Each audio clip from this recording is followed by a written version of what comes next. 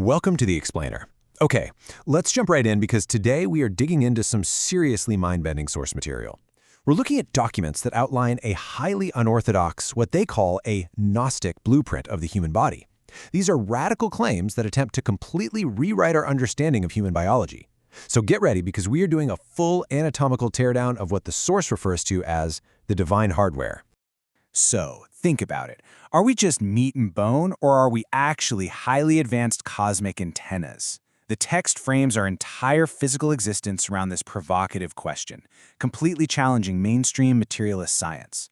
The sources argue that everything we've been taught about our anatomy is fundamentally backwards. They propose we're complex receivers constantly interacting with the frequencies of the universe.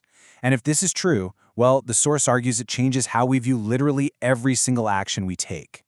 Here's how we're breaking it all down today. 1. Unlocking the divine hardware. 2. The heart's toroidal engine.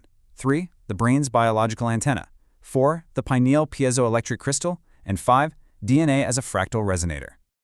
All right, part 1, unlocking the divine hardware.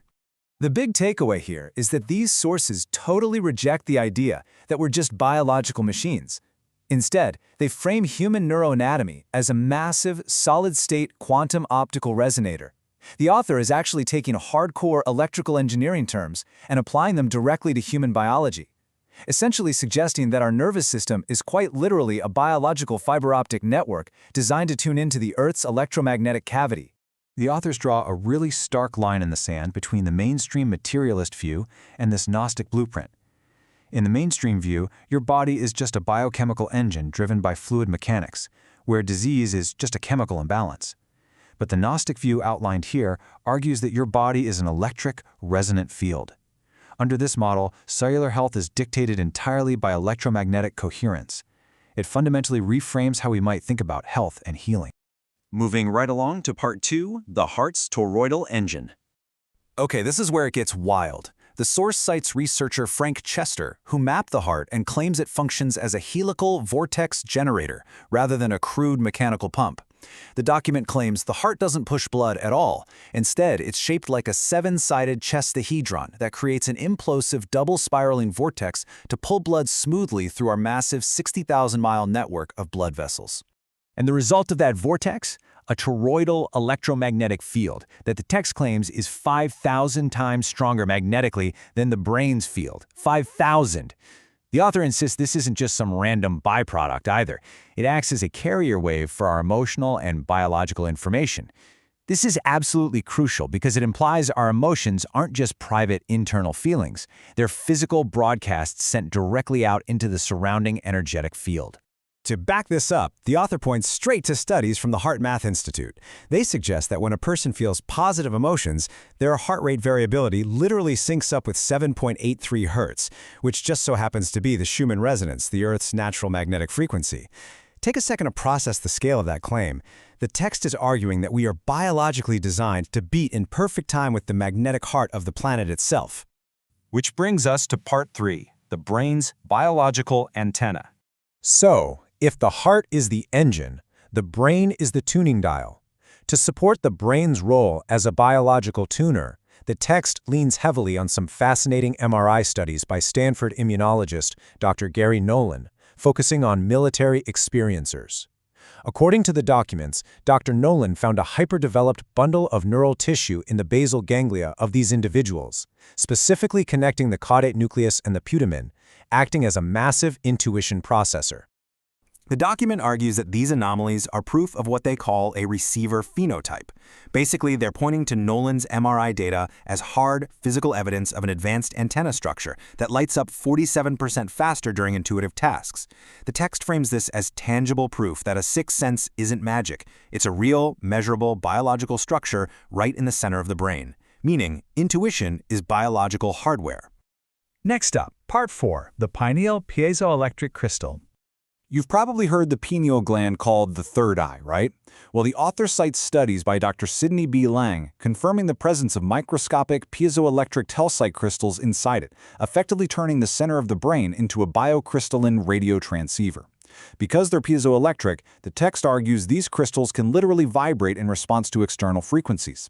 They act as a physical lock for which the frequencies of the universe are the key. And the source actually breaks down the math on this beautifully. By taking the speed of sound in calcite and combining it with the average crystal size, they calculate a very specific resonant frequency, exactly 440 megahertz. From here, the source goes on to claim that certain radar technologies were actually deliberately tuned to this exact frequency to target the pineal gland. But here is where the source makes a highly controversial turn. It claims that municipal water fluoridation is a deliberate, archonic chemical attack designed to calcify this soft tissue and sever our connection to the broader frequency field. The argument presented is that the fluoride magnetically attracts to the calcium crystals, forming inert hydroxyapatite and essentially turning our delicate radio transceiver into a useless calcified rock. Finally, we hit part 5, DNA as a fractal resonator. Going all the way down to the deepest level of this source code, we have human DNA. Rather than seeing it as just a static chemical blueprint, the source views DNA as a dynamic, living, fractal antenna. It argues that the self-similar geometry of the double helix forms a perfect solenoid coil, making it the ultimate biological radio antenna, constantly broadcasting our unique signature through light or biophotons. To support this, the author points to Dr. Peter Garry's famous phantom DNA experiment. The claim here is that living DNA was placed in a quartz container, hit with a weak laser, and then physically removed. But the laser kept scattering in the exact same pattern for up to 40 days. The text uses this as proof that the physical DNA molecule is just a secondary expression, and that our genetic code leaves an energetic ghost that persists long after the physical matter is gone. And they go even further, bringing in an experiment by Nobel laureate Dr. Luc Montagnier. The text argues his work proves that DNA information can literally be teleported. By using the Earth's 7.83 Hz frequency as a carrier wave, a 98% identical DNA copy was reconstructed in pure water. The text leans on this as absolute proof that DNA isn't just a molecule, but a resonant signal transmitted across space, completely shifting our understanding of what biological life actually is. So, wrapping up this teardown of the divine hardware, these sources leave us with a massive paradigm shift to chew on. They're asking us to ponder our own biological potential as conscious antennas in an electric universe. It is a completely different way to look at the human body. Not as a clunky machine of meat and chemistry, but as a masterpiece of resonance and frequency. It really makes you wonder, if this Gnostic hardware is real, what are we capable of when we finally tune it to the right station?